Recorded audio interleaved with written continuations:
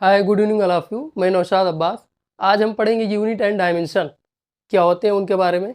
सबसे पहले उससे पहले एक क्वेश्चन आया था, इंस्टाग्राम पे मैसेज आया था मुझे कि क्या जो न्यूटन का सेकंड लॉ है F is equal to M A वो सही है न्यूटन सेकंड लॉ। तो हम बताएंगे एफ इजकल टू, क्वेश्चन ये था Newton second law F is equal to M A, ठीक, ये सही है। क्वेश्चन आया था मुझे इंस्टाग्राम पे, उनका नाम था संतोष कुमार। तो हम सोचे कि उनको ही क्यों बताएं, सबको क्यों ना बता दें एक, मतलब सही है या गलत है न्यूटन सेकंड लॉ। अगर अगर ये जो एम है, अगर ये एम जो है, एम अगर कांस्टेंट रहेगा, एम अगर कांस्टेंट रहेगा, कांस्टेंट में इसकी वैल्यू, एम की बोले द्रव्यमान की वैल्यू चेंज नहीं होगी। जैसे 2 kg है तो 2 kg ही रहेगा, अगर 3 kg है तो 3 kg ही रहेगा, चेंज नहीं होगा। तो ये फॉर्मूला सही है, ठीक। अगर एम वेरी कर रहा है, एम वेरी कर रहा है तो ये न्यूटन का सेकंड लॉ गलत है, ठीक है। चलो हम आपको इसको प्रूफ करके दिखाते हैं, क्यों सही है क्यों गलत है, हम आपको प्रूफ करके दिखाते हैं, ठीक है। जो न्यूटन का सेकंड लॉ है वो क्या कहता है, पहले वो सुनो। वो कहता है कि द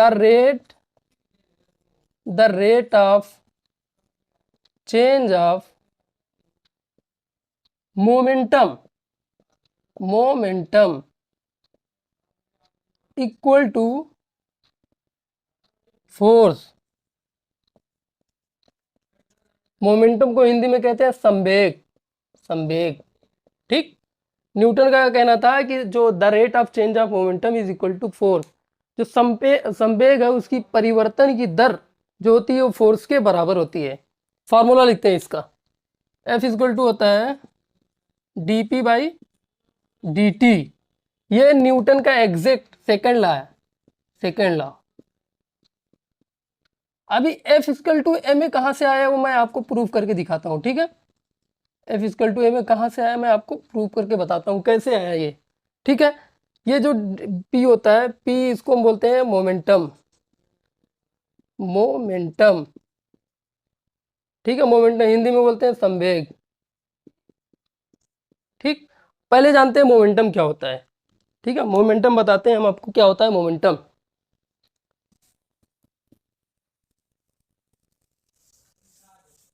मान लो दो कार है, मान लिया हमने दो कार है, ठीक। किसी वेलोसिटी तीन एम एम पर सेकेंड, 3 मीटर पर सेकेंड की चाल से गति कर रही है। एक दूसरी कार है, ठीक।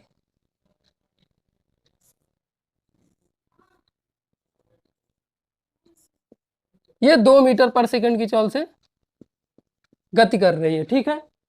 अब हम आपसे पूछें कि कार जो 3 मीटर पर सेकंड से गति कर रही है, जो 2 मीटर प्रति सेकंड से गति कर रही है, हम आपसे पूछे हैं कि अगर आपको रोकना हो, फोर्स लगाना हो, तो सबसे पहले कौन सी कार को आप रोक पाएंगे। तो आप बोलेंगे ये वाली कार को हम रोक देंगे क्योंकि इसकी गति ज़्यादा है, तो इस पर फोर्स कम लगेगा और ये रुक जाएगा, ठीक है भाई, हमने मान लिया। तो और इसकी स्पीड ज़्यादा है, इसमें मोमेंटम ज़्यादा होगा। मोमेंटम का सीधा सीधा अर्थ होता है कितने क्वांटिटी में उसकी वेलोसिटी है, किसी कार की कितनी मात्रा में वेलोसिटी है, उसी को मोमेंटम कहते हैं, ठीक है। अब इसकी वेलोसिटी ज़्यादा है तो इसका मोमेंटम ज़्यादा होगा, इसकी वेलोसिटी कम है तो इसका मोमेंटम कम होगा, ठीक, ठीक है। अब एक दूसरा एग्जांपल लेते हैं। पहला पहला क्या हुआ कि जो ये संवेग है, मोमेंटम है, पी जो है वो डायरेक्टली प्रोपोर्शनल है बी के, वेलोसिटी के। जिसकी ज़्यादा वेलोसिटी उसका ज़्यादा मोमेंटम। डायरेक्टली प्रोपोर्शनल का मतलब ये होता है कि जितना ज़्यादा वेलोसिटी होगा उतना ज़्यादा मोमेंटम होगा, ठीक। अब मान लो यहाँ पे हमने एक ट्रक बना दिया, ट्रक, ये ट्रक है, ठीक। ये क्या किया हमने, इसको भी 2 मीटर पर सेकंड मान लिया, एक कार है और एक ट्रक है, ठीक है। ये कार 2 मीटर पर सेकंड से मूव करती है और ये ट्रक 2 मीटर पर सेकंड से, ये भी वेलोसिटी दोनों की सेम है, ठीक है। 2 मीटर ये भी है, 2 मीटर ये भी, 2 मीटर पर सेकंड से ये भी मूव कर रहे हैं, 2 मीटर पर सेकंड से ये भी मूव कर रहे हैं। अब हम आपसे पूछें कि अगर आपको रोकना हो तो सबसे पहले आप किसको किसको रोक पाएंगे, तो आप बोलेंगे कार को, मैं बोलूँगा भाई वेलोसिटी तो दोनों की सेम है, 2 मीटर ये भी है, 2 मीटर पर सेकंड ये भी इससे मूव कर रहा है, 2 मीटर पर सेकंड से ये भी मूव कर रहा है, तो आप इसको क्यों बोल रहे हैं कि कार को पहले हम रोक पाएंगे फोर्स लगा के। तो इसका जो अर्थ होता है, ट्रक को हम नहीं रोक पाएंगे फोर्स लगा के, और कार को रोक सकते हैं। क्यों? एम, इसका जो द्रव्यमान है, इसका जो भार है, ये कार से ज़्यादा है, ठीक है। तो संवेग जो होता है एम पे भी डिपेंड करता है, जितना ज़्यादा एम उतना ज़्यादा संवेग, ठीक। तो P is equal to M B, संवेग जो है मास और वेलोसिटी पे डिपेंड करता है, ठीक है। इतना समझ में आ गया आपको। अब हम आपको आगे बताते हैं कैसे F is equal to M A कैसे आता है। संवेग समझ में आ गया ना क्या होता है। F is equal to M A कैसे आया, न्यूटन का सेकंड लॉ क्या है, F is equal to D P by D T, और P इजकल टू हमें पता है P is equal to M into B, अभी हमने पढ़ा है, ठीक, अभी हमने पढ़ा है। अगर हम अब P की जगह पे m इंटू बी रख दें, F इजकल टू P की जगह पे हमने क्या रख दिया, m into B by D T.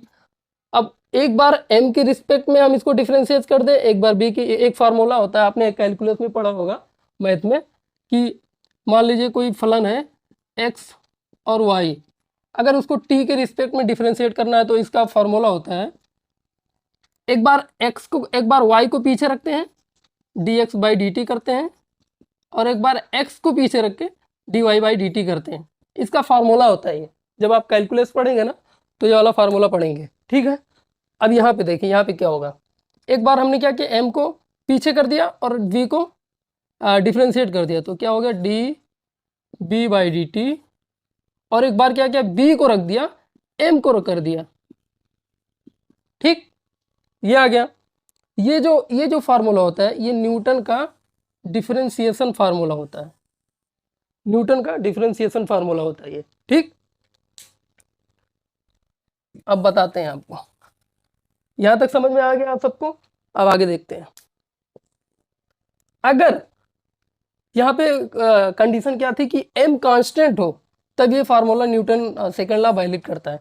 अब यहाँ पे अगर हम m को इसको कांस्टेंट कर दें, अगर ये जो m है इसको हम कांस्टेंट मान लें, अभी तो ये कांस्टेंट नहीं है, अभी इसका जो द्रव्यमान है चेंज हो रहा है, अगर हम इसको m कांस्टेंट मान लें तो क्या होगा, किसी भी डिफरेंशिएशन में किसी भी कांस्टेंट की जो वैल्यू होती है वो जीरो होती है, ठीक है। तो इसका जब हम डिफरेंशिएशन करेंगे तो ये जीरो हो जाएगा, तो b इंटू जीरो, देखो ये क्या होगा, m D B by T T, ठीक। इसका डिफरेंशिएशन जब करेंगे, क्योंकि मास को हमने कांस्टेंट मांग लिया तो ये पूरी वैल्यू कांस्टेंट हो गई, तो b इंटू जीरो हो जाएगा, तो क्या हो जाएगा m D B by D T zero, तो f इजकल टू आ जाएगा क्या, m D B by D T, ठीक, ये आ गया। अब हमने एक फार्मूला पढ़ा है त्वरण, त्वरण आप सबको पता है त्वरण क्या होता है, त्वरण बराबर होता है, इसको इंग्लिश में कहते हैं एक्सीलरेशन, वेग परिवर्तन बटे समय, D V by D T, वेग परिवर्तन बटे समय, ये त्वरण का फार्मूला होता है, ठीक है। इसको हम डिनोट करते हैं ए से, इसको हम ए से डिनोट करते हैं, तो ये वैल्यू यहाँ पे हम पुट करते हैं तो एफ बराबर क्या आ जाएगा, एम इंटू ए, ये देखिए ये फार्मूला यहाँ से आया, ठीक। कब, जब एम को हमने कांस्टेंट माना, एम को हमने कांस्टेंट मांगा, अगर एम कांस्टेंट ना होता तो क्या होता, एम कांस्टेंट ना होता तो क्या होता, ये फार्मूला होता M D B by D T plus D M by D T, ठीक, ठीक है, आप सबको समझ में आ गया। अब हम पढ़ते हैं यूनिट एंड डायमेंशन क्या होता है उसके बारे में। संतोष भाई आपको समझ में आ गया होगा, अगर नहीं आया होगा तो आप फिर से पूछ सकते हैं, ठीक है। F is equal to M A, इससे देखो F is equal to M A क्यों हम यूज़ करें, सहूलियत के हिसाब से, अपने सहूलियत के हिसाब से एम को कांस्टेंट में, इससे ना हम पुल्ली को क्वेश्चन कर सकते हैं, इंक्लाइंड मोशन जो होता है प्लेन पे, और जैसे ये सरफेस है इस पर कोई बॉडी रखी है, ठीक, तो इस पे एक और बॉडी रखी है, मान लो ये है, ठीक है, ये सरफेस है, घर्षण रहित है, स्मूथ है, ठीक है, तो ये सब क्वेश्चन जो एक्सिलरेशन ऐसे मूव कर रहा है, इधर एक फोर्स लग रहा है, तो इसी फार्मूले से हम निकालते हैं। ये सब पुल्ली का क्वेश्चन हो गया, इंक्लाइनेशन मोशन का हो गया, सब इसी से निकालते हैं। हम पढ़ाएंगे, आपको बताएंगे कैसे निकालते हैं, ठीक है। जब न्यूटन लॉ ऑफ मोशन पढ़ाएंगे तो उसमें बताएंगे कैसे निकालते हैं सब। स्ट्रिंग का क्वेश्चन निकलता है इससे। स्ट्रिंग मान ले दो बॉडी है, ठीक, ये ऐसे है, ये किसी धागे से या डोरी से बंधे हैं, सरफेस पे रखे हुए हैं, एफ फोर्स लग रहा है, एक्सिलरेशन पे मूव कर रहे हैं, तो ये इसका फोर्स क्या होगा, इसमें टेंशन क्या होगा, जो इधर की ओर टेंशन लगता है, टेंशन जो है अपवर्ड द बॉडी लगता है, दूर लगता है, दूर बॉडी के दूर लगता है। तो सब ये सब इसी फॉर्मूले से निकलता है, F net equal to M S से ही निकलते हैं। हम आप सबको एक एक क्वेश्चन बताएंगे, जब हम न्यूटन लॉ ऑफ मोशन पढ़ाएंगे तो आपको बताएंगे, ठीक है। अब पढ़ते हैं यूनिट एंड डायमेंशन क्या होते हैं। यूनिट एंड डायमेंशन कल हमने पढ़ा था फिजिकल वर्ड। फिजिकल ऐसे बेसिक नॉलेज के लिए कि फिजिक्स क्या होता है, कहाँ से इसका उत्पत्ति हुई, उसके बारे में उससे मतलब क्वेश्चन नहीं आते, आपको थोड़ा नॉलेज के लिए बताया था कि क्या होता है। अब ये जो टॉपिक है इससे क्वेश्चन आते हैं आपके 11 में भी आते हैं, 12 में भी पूछ लेते हैं। तो सबसे पहले हम बात करेंगे यूनिट। यूनिट यूनिट की आवश्यकता क्यों पड़ी। मान लीजिए ये मार्कर है, ठीक है, ये मार्कर है। अब हमें इसकी जो एग्जैक्ट वैल्यू अभी नहीं पता है, ठीक है। अगर मैं बोलूँ इतना बड़ा लंबा है, ये मार्कर लंबा है, तो मैं बहुत बेवकूफ़ दिखूंगा। लेकिन हमें एक इसकी एग्जैक्ट वैल्यू बताने के लिए हम अलग अलग इंस्ट्रूमेंट यूज़ करते हैं, जैसे वर्नियल हो गया इससे, और स्केल हो गया, जैसे सेंटीमीटर में नापना है या वर्नियल में mm में नापना है, तो इसकी हम एक एग्जैक्ट वैल्यू बता देते हैं कि भाई ये 1 मीटर का है या 10 सेंटीमीटर का है। तो जो ये 1 मीटर या 10 सेंटीमीटर, ये जो सेंटीमीटर ये मीटर होता है ना, इसी को यूनिट बोलते हैं, ठीक। जैसे थर्मामीटर है, थर्मामीटर थर्मामीटर इससे क्या नापते हैं हम बॉडी का टेम्परेचर नापते हैं। बॉडी का टेम्परेचर या तो सेंटीग्रेड में नापेंगे या फ़ारेनहाइट में नापेंगे या केल्विन में नापेंगे, 3 में नापेंगे, ठीक। तो ये जो है सेंटीग्रेड, फ़ारेनहाइट, ये केल्विन, ये होता है यूनिट, ठीक, इसे कहते हैं यूनिट। और ये जो एक मान लो ये एक स्केल है, ठीक, ये 10 सेंटीमीटर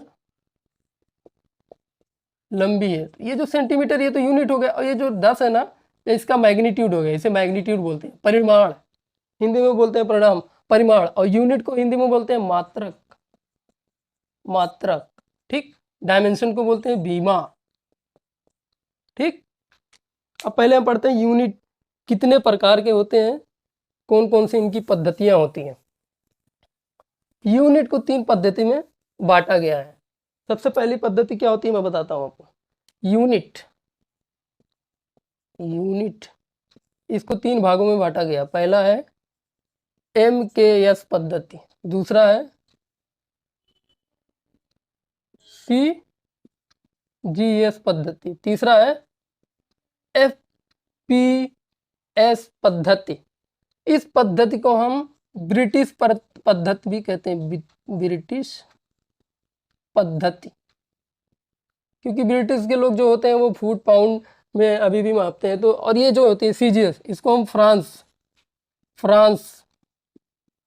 प्रणाली कहते हैं, प्रणाली, ठीक, फ्रांस प्रणाली। अब फ्रांस में इसको मापते हैं। ये जो MKS होता है इसको अब बताते हैं इसका मतलब क्या होता है। MKS बोले तो M से मीटर, K से किलोग्राम, ठीक, S से सेकेंड। MKS का फुल फॉर्म देखो, M से मीटर, K से किलोग्राम, S से सेकेंड। CGS का हो सेंटीमीटर, ग्राम, G से ग्राम, सेकेंड, S से सेकेंड सब में कॉमन रहेगा। इसमें भी MKS में भी सेकेंड कॉमन रहेगा, CGS में भी रहेगा कॉमन, और FPS में रहेगा, ठीक। अब F का देखो, F से फुट, पाउंड, सेकेंड, ठीक, इसका फुल फॉर्म होता है। ठीक है, अब पढ़ते हैं इनके बारे में।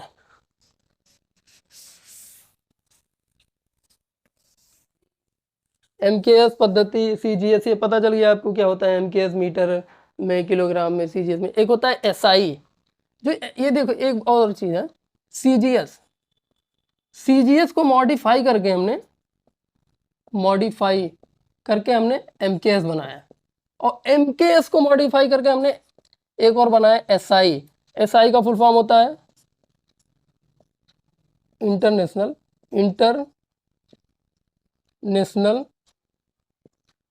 सिस्टम। इसकी आवश्यक, ये पूरा का पूरा एमकेएस पद्धति की, इसके अंदर एक मीटर आता है, एक लेंथ आता है, एक किलोग्राम आता है, एक सेकंड आता है। पहले जो हमारी पद्धति थी, मूल पद्धति जिसे कहते हैं फंडामेंटल पद्धति, ये तीन ही थी। ठीक है, ये जो एमकेएस पद्धति होती है ये पूरा का पूरा एसआई है, पूरा मिलता जुलता है एसआई से। एसआई की हमें जरूरत क्यों पड़ी इंटरनेशनल सिस्टम की? कुछ कंट्री में, जैसे ये ब्रिटिश हो गया, हमने बताया था ब्रिटिश एफपीएस, यहाँ पे हम ये लोग फुट पाउंड सेकंड का यूज करते हैं, और बाकी सब कंट्रियों में एसआई इंटरनेशनल सिस्टम एमकेएस का यूज करते हैं। ठीक, एसआई क्यों बनाया गया था? इसीलिए बनाया गया था कि भाई एक ऐसी मतलब भौतिक राशियां बनाओ कि जहां, जैसे हम इंडिया में मीटर यूज कर रहे हैं, किलोग्राम यूज कर रहे हैं, सेकंड, तो अदर कंट्री में भी वही चीजें यूज कर रहे हैं। ठीक है, बदले ना, इसीलिए एसआई का मतलब एसआई बनाया गया था, एसआई सिस्टम। ठीक है, अब होता है इसमें आते हैं फंडामेंटल यूनिट। किसे कहते हैं? फंडामेंटल यूनिट, ये सब तो ऐसे बेसिक चीजें हैं, ऐसे बता दिया आपको। फंडामेंटल यूनिट क्या होता है? मूल मात्रक, जिसे हिंदी में कहते हैं मूल। फंडामेंटल यूनिट हिंदी में कहते हैं मूल मात्रक। फंडामेंटल यूनिट हिंदी में क्या बोलते हैं? मूल मात्रक। ये क्या होते हैं भाई? चलो मैं इसका डेफिनेशन बताता हूँ, फिर आपको समझाता हूँ। पहले इसका डेफिनेशन लिख देता हूँ, फिर आपको समझाता हूँ क्या होते हैं। फंडामेंटल यूनिट ऐसी भौतिक राशियां जो दूसरों पर निर्भर ना करें, और इनकी सहायता से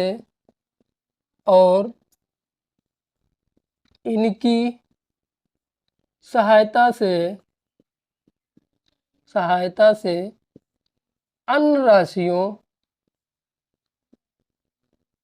को ज्ञात किया जाए। ये ऐसी राशियां हैं जो दूसरों पे डिपेंड नहीं होती हैं। ठीक है, दूसरों पे डिपेंड नहीं करती हैं, और इन्हीं राशियों की वजह से हम दूसरी राशियों का मात्रक निकालते हैं। ठीक है, जैसे एग्जांपल, मैं आपको एग्जांपल देता हूँ। ठीक है, एग्जांपल, चाल बराबर क्या होता है? दूरी बटे समय।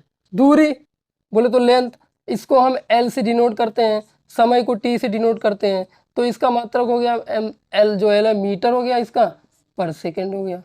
ये जो है मूल राशियां, ये क्या है? मूल राशियां। इनकी सहायता से हमने चाल का मात्रक निकाल लिया। ठीक है, अब दूसरा एक उदाहरण देते हैं, जैसे त्वरण है। त्वरण, एक्सीलरेशन इंग्लिश में बोलते हैं एक्सीलरेशन। त्वरण बाबा क्या होता है? अभी हमने पढ़ा वेग परिवर्तन बटे समय। अब वेग परिवर्तन बोलो तो ये चाल इसकी दी हुई है, तो हो जाएगा, ये देखो वेग जो परिवर्तन है ये चाल है। ठीक, चाल के हमने मात्रक निकाला मीटर पर सेकंड, यहाँ पे हम रख देंगे मीटर पर सेकंड, और एक समय और है तो 2 सेकंड हो जाएगा। 1 सेकंड ये, 1 सेकंड ये, सेकंड स्क्वायर हो जाएगा एम अपान सेकंड का स्क्वायर, तो हो जाएगा मीटर पर सेकंड का स्क्वायर। ठीक, समझ में आया? एक बार फिर से समझाता हूँ। चाल बराबर क्या होता है, दूरी बटे समय। ठीक, दूरी बोले तो लेंथ, लेंथ को हम किससे डिनोट करते हैं, एल से, लेंथ को एल से, टाइम को टी से, किलोग्राम को एम से। ठीक, ये तीन मूल मात्रक है अभी, ये अभी याद रखो। लेंथ को हम एल से करेंगे, चाहे लेंथ में चाहे कोई उसमें आ जाए, चौड़ाई आ जाए, हाइट आ जाए, कुछ भी आ जाए, उसको हम एल से ही डिनोट करें, दूरी आ जाए। अब टाइम को टी से, ये किलोग्राम को एम से। ठीक, ये तीन मूल मात्रक याद रखो, उसके बाद हम बताते हैं। चाल बराबर क्या होता है, दूरी बटे समय। दूरी बोलो तो एल को हम एल से डिनोट करते हैं, दूरी को एल से, समय को टी से। तो एल का जो मात्रक होता है मीटर होता है, सबको पता है। अभी हम बताएं, एम के एस पद्धति हम लोग जो यूज करते हैं मेनली, एम के एस पद्धति मैक्सिमम यूज करते हैं। तो एम के में मीटर, मीटर पर सेकेंड। ठीक, टी का समय हो गया सेकेंड। अब त्वरण का फार्मूला होता है वेग परिवर्तन बटे समय। वेग जो है ये जो इसका मात्रक होगा वही वेग का मात्रक होगा, तो मीटर पर सेकेंड, और एक समय का और ले लेते हैं तो सेकंड ये हो गया, तो एम अपान सेकेंड स्क्वायर, तो मीटर पर सेकेंड स्क्वायर। ठीक, इन्हीं के द्वारा ऐसी मूल राशियां जिनके द्वारा हम दूसरी मूल राशियों को ज्ञात कर सकें। चाल को हमने ज्ञात कर लिया है, त्वरण को किसके आधार पे, मूल राशियों के आधार पे। एल टी एम, ये तीन मूल राशियां हैं। ठीक, पहले जो मतलब ज्ञात हुई थी तीन ही हुई थी, अब हो गई ये 7 मूल राशियां, अभी हम बताएंगे उसको। ठीक, तो आपको ये समझ में आ गया फंडामेंटल यूनिट किसे कहते हैं, ऐसी भौतिक राशियां जो दूसरों पर निर्भर नहीं करती हैं। जैसे ये लेंथ है वो किलोग्राम मास पे निर्भर नहीं करता है, मास जो है टाइम पे निर्भर नहीं करता है। ठीक, ना करें, और इनकी सहायता से अन्य राशियों को ज्ञात किया जा सके। जैसे चाल को हमने अभी बताया, त्वरण को बताया, आप ऐसे फोर्स को भी निकाल सकते हैं, एम इंटू ए। ठीक, अब बताते हैं इनके टाइप कितने प्रकार की होती हैं, फंडामेंटल यूनिट कितने प्रकार के होते हैं, फंडामेंटल यूनिट मूल मात्रक कितने प्रकार के होते हैं, मूल मात्रक कितने प्रकार के होते हैं।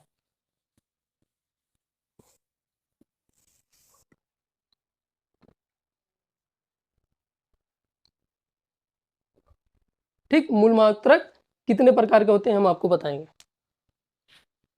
फंडामेंटल, इसको हम ऐसे लिखते हैं, यहाँ लिख देते हैं नेम, लिखते हैं मूल मात्रक के प्रकार, मूल मात्रक के प्रकार, इंग्लिश में बोलेंगे types of fundamental, fundamental unit. ठीक, पहले हम यहां लिखेंगे नेम, दूसरा देंगे सिंबल, तीसरा क्या है, मात्रक, यूनिट। फंडामेंटल जो अब हुई है वो 7 हो गई है, पहले 3 ही थी, अब देखो 7 हो गई है। पहला कौन सा है, लेंथ, हिंदी में दूरी, हिंदी में लेंथ को दूरी बोलते हैं। ठीक, दूरी, इसका जो सिंबल होता है वो होता है एल, इसकी जो यूनिट होती है मीटर, क्योंकि हम एम के एस लेके चल रहे हैं, एम के एस पद्धति के यूज कर रहे हैं। एम बोले तो मीटर, के बोले तो किलोग्राम, एस बोले तो सेकेंड, तो हम अभी एम के एस में है, तो इसका होगा मीटर। ठीक, दूसरा क्या है, टाइम, हिंदी में समय। ठीक, इसको किससे डिनोट करते हैं, इसका सिंबल क्या है, टी, इसका मात्रक सेकेंड। ठीक, तीसरा मास, मास हिंदी में द्रव्यमान, इसको किससे डिनोट करते हैं, एम से। पहले ये 3 ही थी मूल राशियां, लेकिन अभी 7 हो गई हैं, एम से। इसको हम लिखते हैं किलोग्राम, या इसको शॉर्ट फॉर्म में केजी लिख देते हैं। ठीक, चौथा है करंट, इसको हिंदी में बोलते हैं धारा, इसको हम ए से डिनोट करते हैं, और इसका मात्रक होता है एम्पियर, एम्पियर। ठीक, कितनी हो गई, 1 2 3 4। एक होता है mole, substance of mole, substance of mole, ठीक। इसको हम मोल से ही लिखते हैं। मोल किसी वस्तु में कितना वो क्वांटिटी है वो ये बताता है, मोल कितना मोल है, ठीक। इसको यहाँ मोल से ही लिखते हैं। कितने हो गए, 1 2 3 4 5, छठा है टेम्परेचर। टेम्परेचर, टेम्परेचर इसको कहीं कहीं थीटा से डिनोट करते हैं, कहीं कहीं के से डिनोट करते हैं। थीटा से भी करते हैं, कहीं कहीं के से करते हैं, ठीक। इसको कहते हैं केल्विन। केल्विन कितने हो गए, 1 2 3 4 5 6। एक होता है luminous intensity, luminous intensity, Hindi में ज्योति तीव्रता।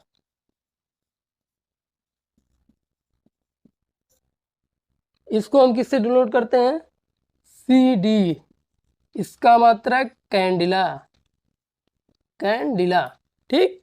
ये आपके 7 मूल मात्रक हो गए।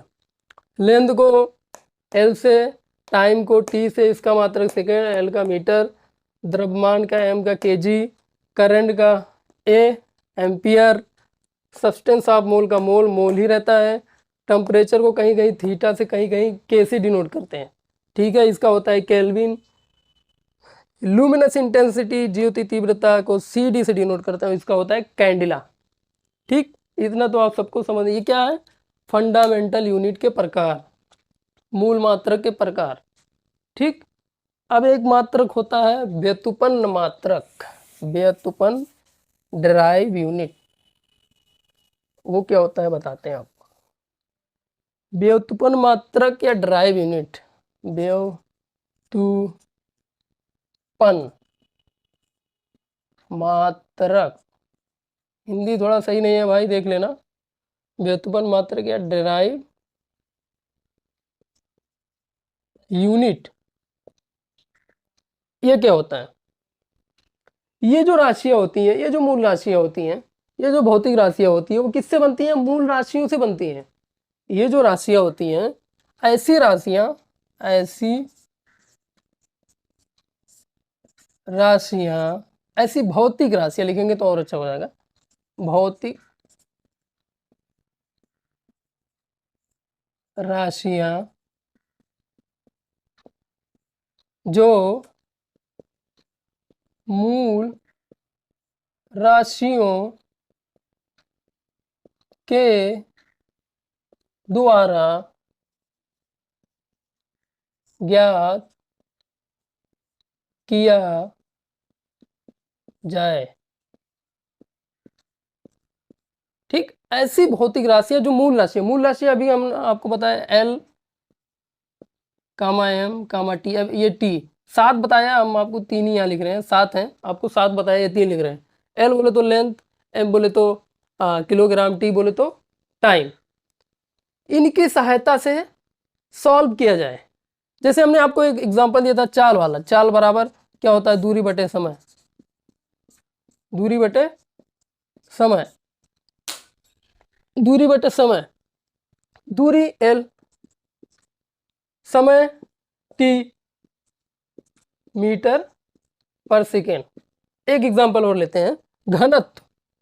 घनत्व क्या होता है, घनत्व बराबर होता है द्रव्यमान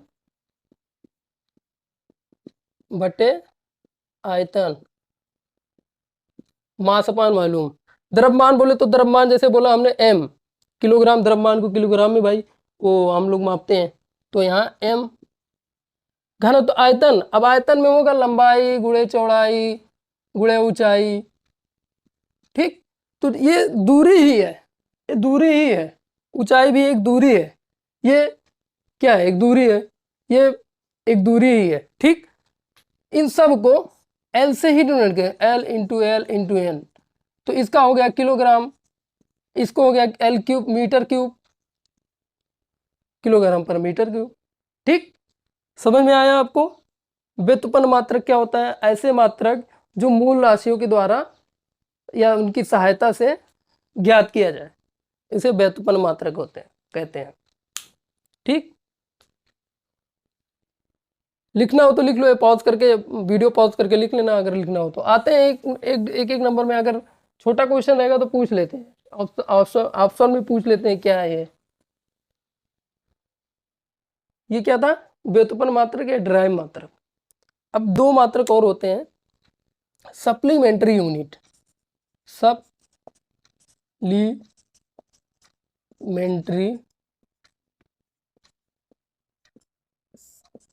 जिसको भी अगर कुछ भी प्रॉब्लम हो कमेंट में पूछ सकता है या कहीं भी मैसेज करके पूछ सकता है। ठीक है, कोई भी प्रॉब्लम फिजिक्स से रिलेटेड कहीं से भी पूछ सकता है। ठीक है, कभी भी। सप्लीमेंट्री यूनिट, इसको बोलते हैं पूरक,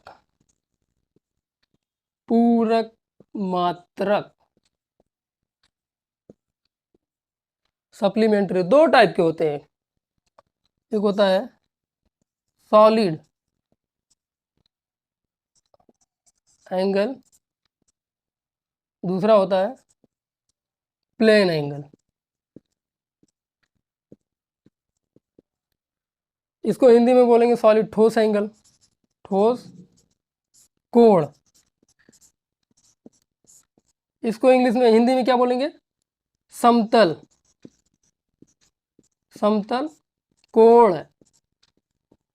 ये होती कुछ, इनको अलग रखा गया मूल राशियों से, इनको इन दोनों को अलग रखा गया। क्यों अलग रखा गया अभी मैं आपको बताता हूँ। तो पहले बताता हूँ सॉलिड एंगल क्या है। ठीक है, सॉलिड एंगल, सॉलिड एंगल क्या है पहले मैं आपको बताता हूँ। सॉलिड एंगल क्या है, सॉलिड एंगल क्या है, ठोस कोण क्या है, ठोस कोण। मान लो हमने एक ऐसा बनाया ट्राइंगल और इसको एक आर्क दे दिया, आर्क, इसको बोल दिया ये आर्क है, इसकी रेडियस ये थीटा है। ठीक, तो थीटा बराबर क्या होता है, आर्क अपान रेडियस। अब ये जो आर्क है एक टाइप का रेडियस ही तो है, ये देखो ये रेडियस ही है ना। तो यहाँ पे आर की जगह पे हम रेडियस रख देंगे, आर रख देंगे, आर बराबर आर। देखो थीटा की कोई मात्रक नहीं, इसलिए इनको अलग रखा गया। देखो आर आर कट गया, आर एक टाइप का रेडियस ही है ना भाई, देखो ऐसा है, रेडियस ही है। ठीक, तो आर की जगह पे हमने आर रख दिया और आर पहले से था, आर आर कट गया, कुछ नहीं, इसकी यूनिट कुछ नहीं होती है। इसीलिए मूल मात्रक से जो 7 मूल मात्रक है उनसे इनको अलग रखा गया। अब दूसरा क्या है, दूसरा बताते हैं, प्लेन एंगल या समतल कोण। प्लेन एंगल या समतल कोण, समतल कोण। मान लो एक आइसक्रीम है, आइसक्रीम तो आप लोगों ने खाया होगा बहुत, ये ऐसा है। ठीक, इसका एरिया ए है, ये थीटा है, ये रेडियस। तो थीटा बराबर क्या हो जाएगा, एरिया अपान रेडियस।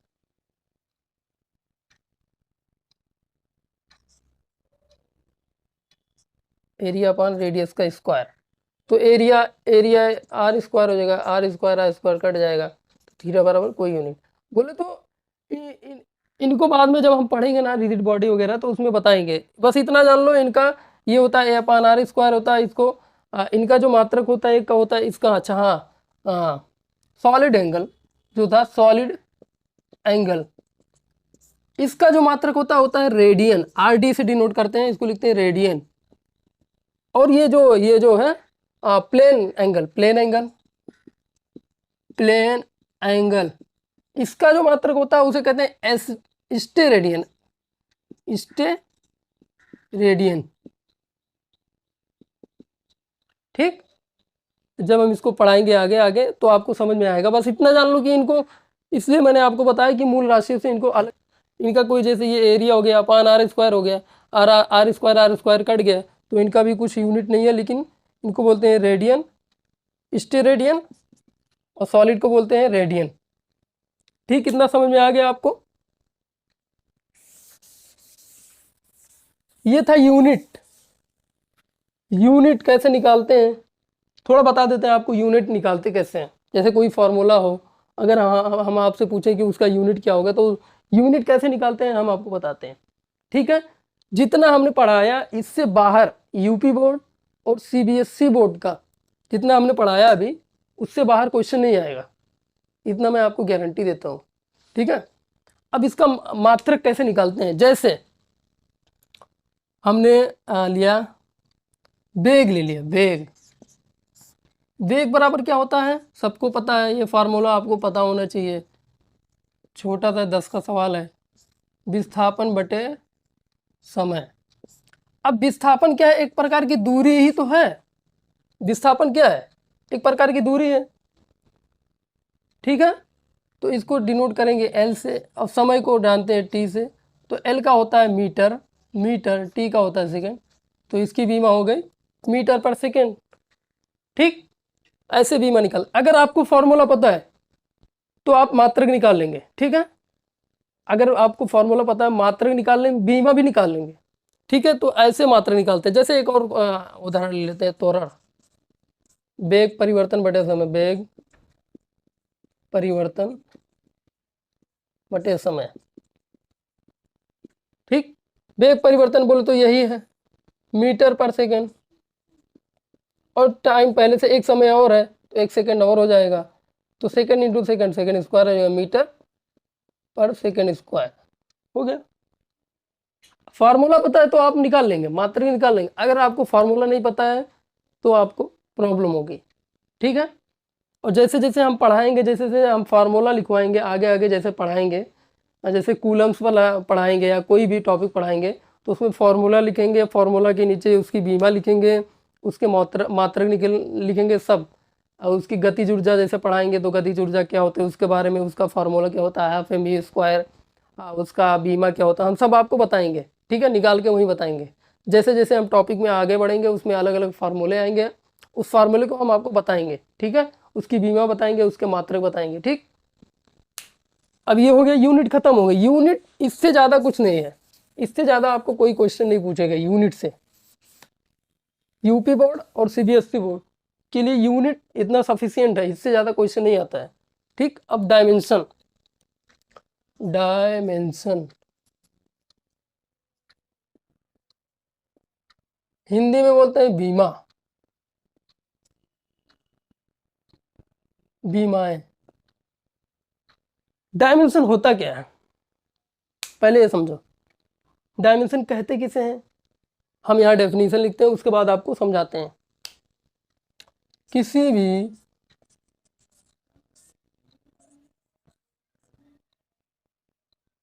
भौतिक राशि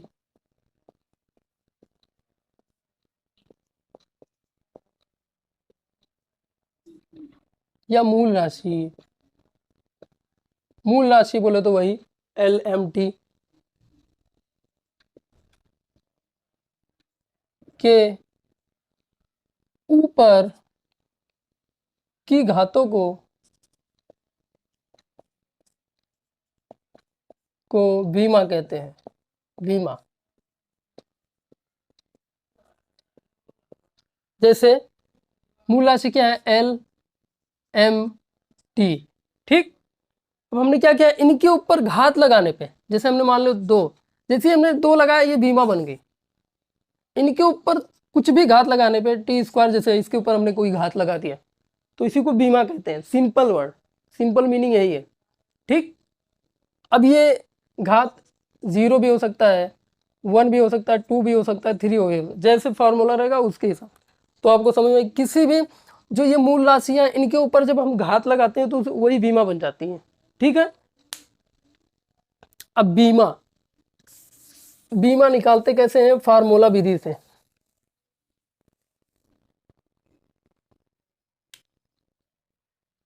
हाउ टू फाइंड बीमा या डायमेंशन बाय द फार्मूला,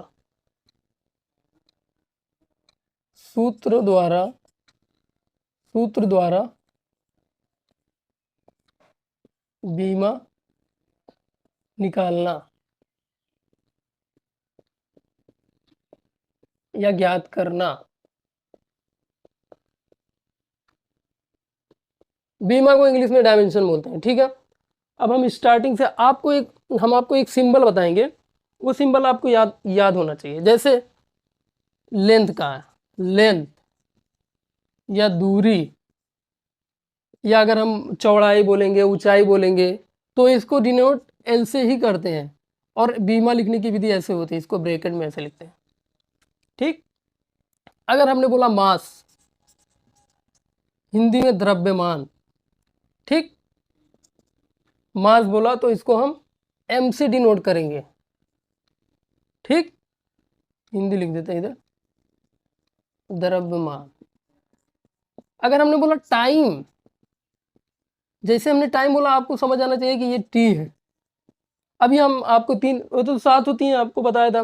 जैसे एम्पियर है, एम्पियर को ए से, यहाँ धारा, धारा को ए से, टेम्परेचर कहीं थीटा कहीं के, ये सब है। अभी हम मेनली तीन को बताएंगे और आपका सब सॉल्व हो जाएगा, एल एम टी सब। ठीक, एल बोले तो लेंथ का एल होना चाहिए, और मास का एम होना चाहिए, और समय का टी होना चाहिए। ठीक है, ये आपको पता होना चाहिए। लेंथ का क्या, एल, मास का एम, समय का टी, ये आपको याद होना चाहिए। अब हम निकालते हैं बीमा। जैसे पहली बीमा बेग की निकालते हैं। बेग, बेग बराबर क्या होता है, विस्थापन। आपको फार्मूला पता होना चाहिए। अगर फार्मूला नहीं पता है तो आप बीमा नहीं निकाल पाएंगे। अब विस्थापन जैसे हमने बोला तो ये दूरी ही है ना। अब दूरी, लेंथ, इसको हम एल से डिनोट करते हैं, एल लिख दिया भाई। ठीक, समय टी, अब टी ऊपर जाएगा तो टी माइनस वन हो जाएगा। जब ये टी ऊपर जाएगा तो टी माइनस वन हो जाएगा, तो ये हो जाएगा इसकी बीमा एल टी माइनस वन। ऐसे निकलती है बीमा। ठीक है, दूसरा निकालते हैं त्वरण। त्वरण, त्वरण इंग्लिश में बोलते हैं एक्सिलरेशन। वेग परिवर्तन बटे समय, वेग परिवर्तन बटे समय। अगर आपको फार्मूला पता है त्वरण का तो आप बीमा निकाल लें। कैसे, वेग का हमने ऊपर निकाला है एल टी माइनस वन, यहाँ पे वेग का लिख देंगे एल टी माइनस वन, समय का टी, टी ऊपर जाएगा तो क्या हो जाएगा, एल टी माइनस टू। ये टी माइनस वन है, टी, ये टी ऊपर जाएगा, एक टी माइनस वन और हो जाएगा तो टी माइनस टू। ये त्वरण की बीमा हो गई। ऐसे निकालते हैं बीमा। ठीक है, चलो और एक करके दिखाते हैं। फोर्स की, फोर्स जिसे हम हिंदी में बोलते हैं बल। बल बराबर क्या होता है, एम इंटू ए। ठीक, एम क्या है, मास है, तो मास को हमने एम ही रख दिया भाई। और ए क्या है, त्वरण, त्वरण का भी हमने निकाला एल टी माइनस टू, तो यहाँ एल टी माइनस टू रख दिया। तो इसका टोटल क्या हो गया, M L T minus two. फार्मूला आपको पता होना चाहिए। देखो, बल बराबर क्या होता है, द्रव्यमान गुणे त्वरण। ठीक, द्रव्यमान बोले तो एम हो गया, एम को एम से डिनोट करते हैं, मास को एम से डिनोट करते हैं, और एक्सीलरेशन या त्वरण की बीमा हमने यहाँ निकाल रखी है L T minus two. L T minus two रख दिया तो क्या टोटल क्या हो गया, M L T minus two. ठीक, और निकाल के दिखाते हैं आपको बीमा।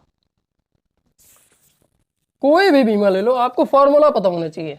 फॉर्मूला पता होगा तो आप बीमा निकाल सकते हैं। ठीक, जैसे हमने ले लिया दाब, प्रेशर, प्रेशर या दाब, हिंदी में दाब। इसका फॉर्मूला हमें पता है, हम निकाल लेंगे। दाब बराबर क्या होता है, इसको पी से डिनोट करते हैं। दाब बराबर होता है बल बटा क्षेत्रफल, क्षेत्रफल। अब क्षेत्रफल क्या है, लंबाई गुणे चौड़ाई, एल ही है, दूरी ही है। किसी भी वस्तु की दूरी ही है क्षेत्रफल, किसी का निकालेंगे तो दूरी ही है। तो बल का हमने निकाला, क्या आया था, M L T minus two, यहाँ रख देंगे। और क्षेत्रफल का, दूरी अगर एरिया है तो एल इंटू एल हो जाएगा, एल इंटू एल। ठीक, अब देखो M L T minus to,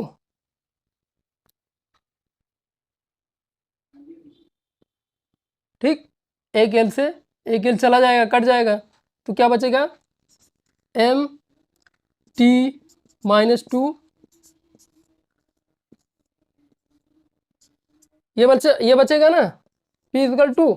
अब ये एल ऊपर जाएगा तो क्या हो जाएगा, ML-1 T-2। ठीक, ये देखो निकल गई बीमा। दाब बराबर क्या होता है, बल बटा क्षेत्रफल। बल की बीमा हमें पता है MLT-2 होती है। क्षेत्रफल एरिया है, अब एरिया दूरी में ही होगा तो दूरी है L × L, एरिया स्क्वायर में ही होता है L × L। तो एक L से एक L कट गया, बचा L यहाँ पे। अब ये L ऊपर जाएगा तो ML-1 T-2 हो जाएगा। चलो ये और निकाल के दिखाते हैं आपको,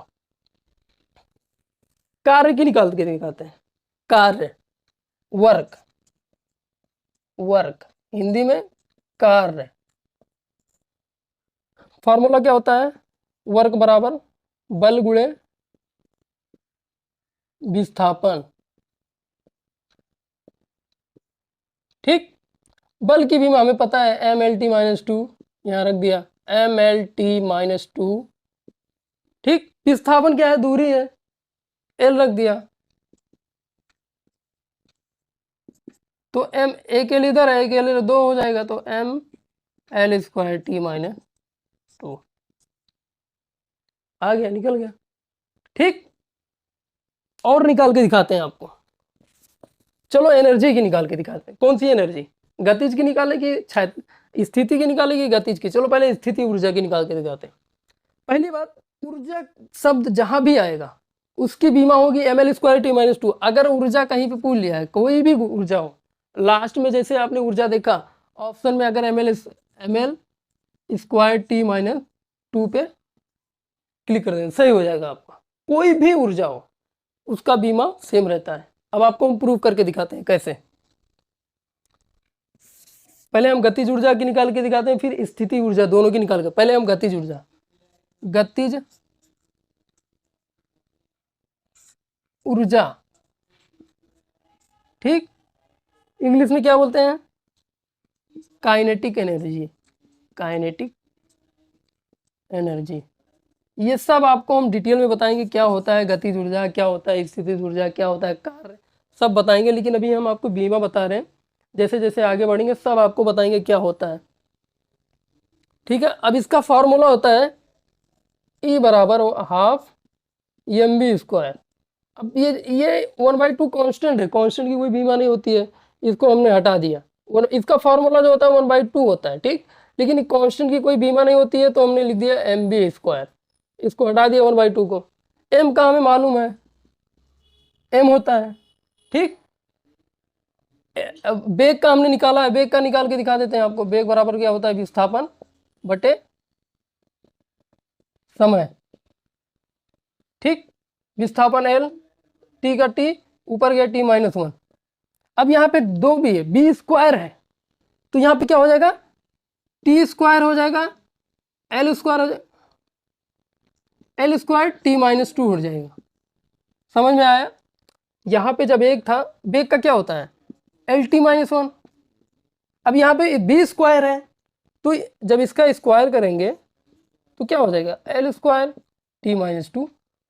तो ये हो गया ML² T-। देखो हमने क्या बोलता, ऊर्जा की जो बीमा होती है ML² T-2। देखो आ गया ML² T-2।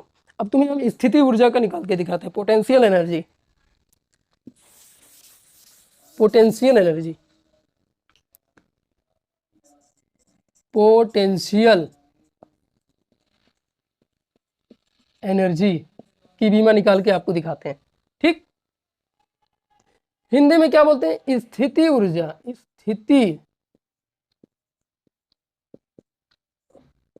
ऊर्जा। इसका जो फार्मूला होता है U बराबर mgh होता है, mgh। m क्या है, मास है, मास का हमें पता है m। ये G क्या है, ये त्वरण है, G क्या है, त्वरण है।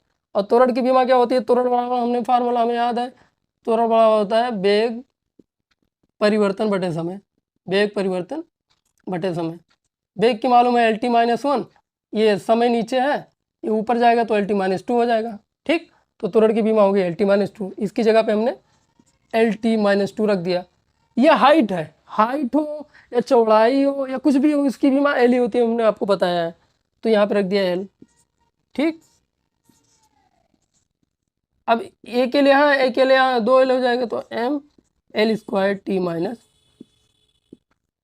2, ये देखो M L square T minus 2। ऐसे निकालते बीमा। अगर आपको फॉर्मूला पता है तो आप बीमा भी निकाल सकते हैं, उसका मात्रक भी निकाल सकते हैं। लेकिन अगर आपको फॉर्मूला नहीं पता तो आप कुछ नहीं, बेसिक है ये, जितना हमने बताया है ना ये बेसिक है, ये आपको याद होना चाहिए। बल क्या है, ताप, वर्क क्या है, फोर्स क्या है, त्वरण क्या है, परिवर्तन वेग क्या है, चाल क्या है, इतना आपको पता होना चाहिए। ठीक है, अब चलो एक घनत्व का निकाल के देगा। घनत्व घनत्व घनत्व बराबर होता है द्रव्यमान बटे आयतन। द्रव्यमान क्या है भाई, एम है, एम रख दिया। आयतन वी क्यूब, वी क्यूब बोलो तो एल क्यूब, एल क्यूब ऊपर जाएगा तो एम एल माइनस 3 हो जाएगा। यह घनत्व की बीमा हो गई। फॉर्मूला आपको पता होना चाहिए, आप बीमा निकाल सकते हैं। ठीक है, ये हो गया है फार्मूले से हम कैसे बीमा निकालते हैं। कोई अगर आपको फार्मूला पता हो तो उससे बीमा कैसे निकालते हैं। अब बीमा के उपयोग क्या क्या हैं। पहले तो हम पहला उपयोग तो यही था कि हम फार्मूले से बीमा निकाल सकते हैं। अब बीमा के उपयोग क्या क्या हैं, हम बीमा से उपयोग बताते हैं और कल एक एक करके सबको बताएंगे, एक एक करके सबको सॉल्व करके दिखाएंगे। पहला उपयोग, बीमा विधि द्वारा सूत्र की सत्यता की जांच करना।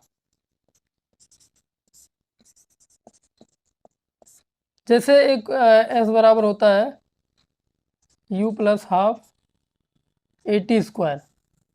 अब हमें ये फार्मूला, जैसे ये क्या बोला, बीमा विधि द्वारा सूत्र की सहायता से सूत्र की सत्यता कि ये फार्मूला सही है कि नहीं, इसकी जांच करना बीमा विधि द्वारा, ये हम कर सकते हैं। हम कल बताएंगे कैसे। चले एक एग्जांपल से ये वाला आपको बता देते हैं कैसे, और ढेर सारे कल हम बताएंगे। जैसे यस बराबर क्या होता है,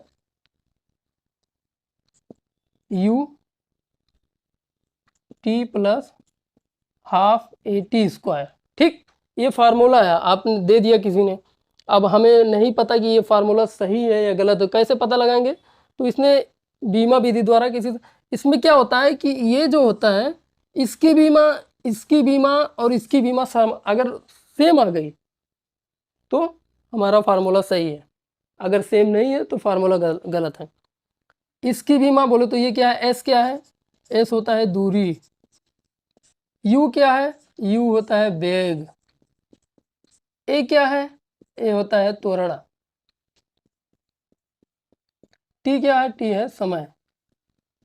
ठीक, एक एग्जांपल से बता देते, कल हम और कराएंगे आपको। तो हमने क्या कहा है कि अगर ये फार्मूला तभी सही हो सकता है जब ये एस जो है यू टी और ए टी स्क्वायर, इसका जो बीमा है इसके बराबर हो, इसकी बीमा भी इसके बराबर हो, तब तो सही है, तब ये वाला फार्मूला सही है, एस बराबर U T plus half A T square. ठीक है, अब हम प्रूव करके दिखाते हैं ये फार्मूला सही है कि नहीं। यस क्या है, दूरी है, तो इसकी बीमा हो क्या होगी, एल, ये है यूटी। यूटी अगर इसकी बीमा इसके बराबर आ गई तो ये वाला, ये पद्धति जो है भौतिक राशि है सही है। यूटी, यू क्या है, वेग, विस्थापन वेग है, तो वेग की बीमा हमें पता है एल टी माइनस 1, और टी क्या है, समय है, तो टी, एक टी माइनस है 1 है और टी प्लस 1, ये कट जाएगा, बचेगा क्या, एल, तो एल बराबर एल।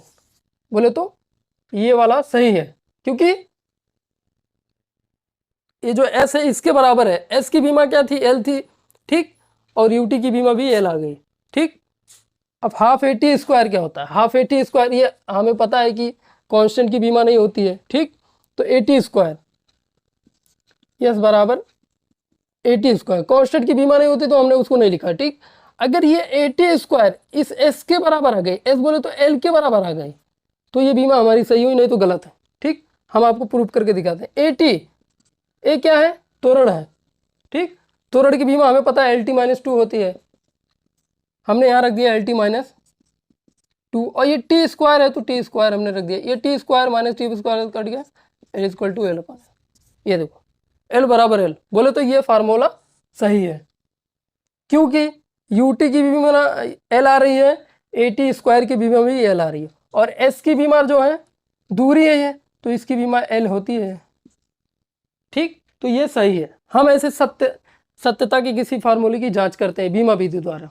दूसरा प्रयोग क्या है इसका, दूसरा प्रयोग बताते हैं आपको, प्रयोग बता देते हैं, कल आप सबको बताएंगे कैसे इसको निकाला जाता है। हमने आपको बताया था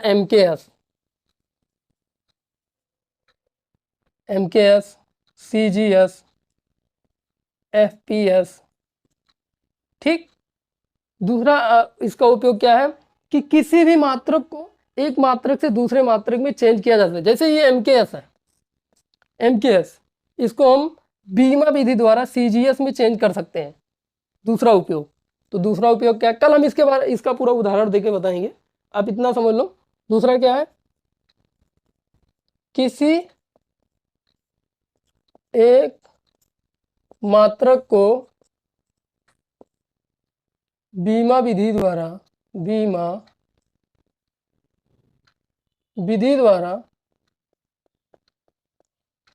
दूसरे मात्रक में परिवर्तन करना, इसका एक फॉर्मूला होता है N2 equal to N1 L1 upon L2 M1 upon M2 T1 upon T2, ये आपका एक फॉर्मूला होता है। कल हम इससे आपको न्यूमेरिकल उदाहरण बताएंगे, ठीक है। इसके द्वारा हम किसी भी MKS को CGS में या CGS को MKS में चेंज करके दिखाएंगे। CGS बोले तो सेंटीमीटर ग्राम सेकेंड, MKS बोले तो मीटर किलोग्राम सेकेंड, ठीक। इसको हम कैसे चेंज करेंगे, कल हम आपको बीमा विधि द्वारा इसको चेंज करके दिखाएंगे इस फार्मूले से। ये फार्मूला आपको याद रखना है, इस फार्मूले से आपको चेंज करके दिखाएंगे, ठीक। अब तीसरा उपयोग क्या है इसके, पॉज करके आपको लिखना है तो लिख लो, ठीक है, वीडियो पॉज करके लिख सकते हो आप। इससे ज़्यादा जितना हम बता रहे हैं ना, यूपी बोर्ड में और CBSE बोर्ड में इससे ज़्यादा क्वेश्चन नहीं आएंगे इससे जितना हम बता रहे हैं। तीसरा प्रयोग क्या होता है,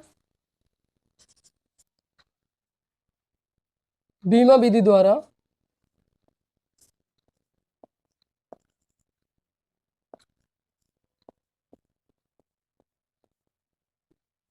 सूत्र ज्ञात करना।